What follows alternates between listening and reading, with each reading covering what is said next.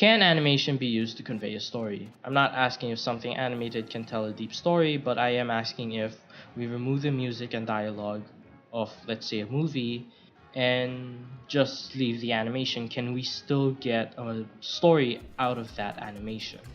The anime I'd like to begin with is the anime adaptation of the manga Keion. This show has a lot of times been misunderstood as a show that's just cute girls doing cute things. But it's most definitely more than just that. It's able to show things about a character without even saying a word through dialogue, but rather show it through how a girl walks. Believe it or not. This was actually pointed out to me by a friend named Zach, whose channel card should be appearing right about now. First, we have Yui, who's a free living person to some, and a total retard to others. In the first episode, we see how she slips while rushing to school, but before that, we already get a sense of her character as she jumps down from the stairs, losing her balance, then falling. Then, in the scene of her leaving the house, you see her jumping over some stairs instead of going down them like a normal human being, showing that she didn't learn from what just happened. And on another note, in the montage of Yuri running to her school, I'd like to point out something I just noticed while researching this video. As Yuri's running to school, you can actually see the characters who would eventually become light music members.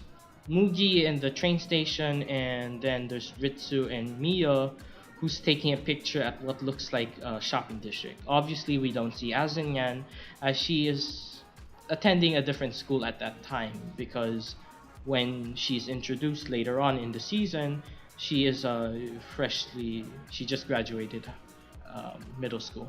Now going back to Yui, we can see later on how she is a carefree person by how she's walking right before she's hounded by these club recruiters looking for members.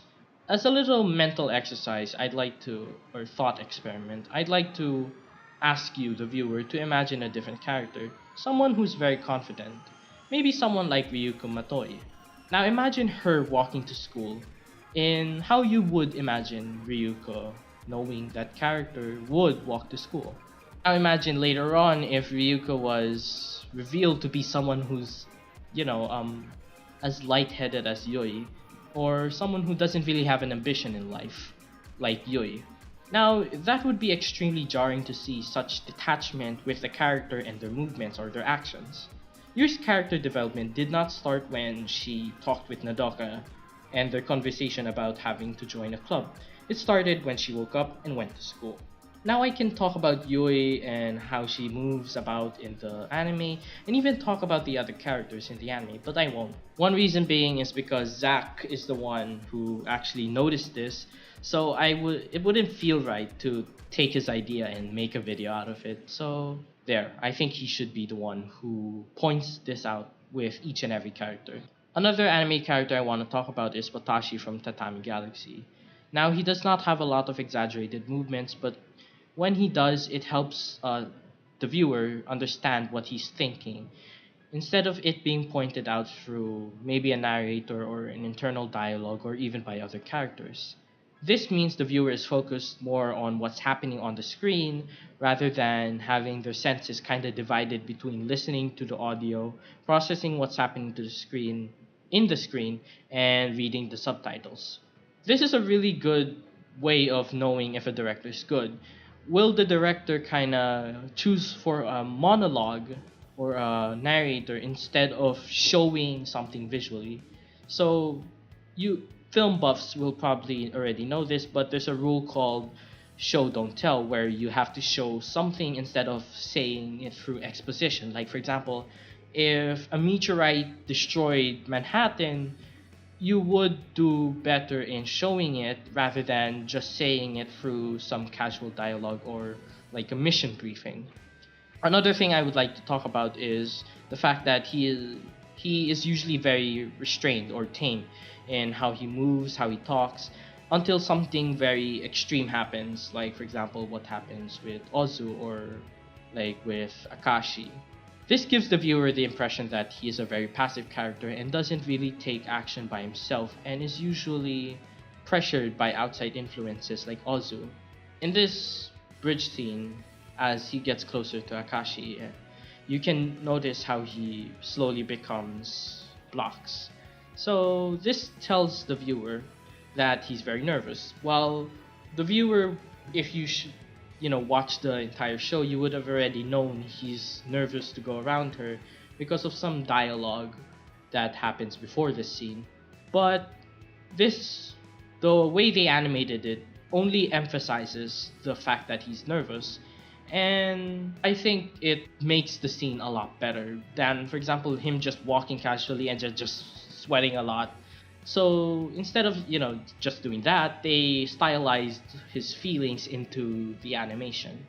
Another show that does this is the Idolmaster, which has some very good dance sequences. While it doesn't necessarily tell a story, it does, however, help in the immersion to the story that these girls are really professional idols. Dancing isn't something that's easy to animate. As simple as it may seem, there's a lot of mistakes that can happen. For example, a dance move not being timed right, for example, if it takes too long for the arm to move, or movement being floaty in general. Such mistakes can definitely take someone out of the immersion to the story because, first of all, you're kind of thinking to yourself, wait, how can she be a professional idol or entertainer if she's really bad at what she does? Another thing that can take you out is the transition from a 2D dance sequence to a 3D dance sequence, because in, I believe it was Love Live, they kind of cut in between 2D and then 3D and then 2D, which kind of makes it not really ugly, but it isn't fluid. It isn't coherent with the rest of the anime. I would have preferred it if Love Live was completely either 3D or completely 2D, but with the budget, I don't think they could have done it completely 2D. And with the current anime market and technology, how anime is in 3D, I don't think anyone would have watched it had it been completely 3D. Going back to the Idolmaster, if they had bad dance animations, it would be a little harder for me to get immersed in the idea of these girls being professional idols. That's basically it. That's all I really have to say about that. um, well, now let me attempt to sum it up in a nice little package.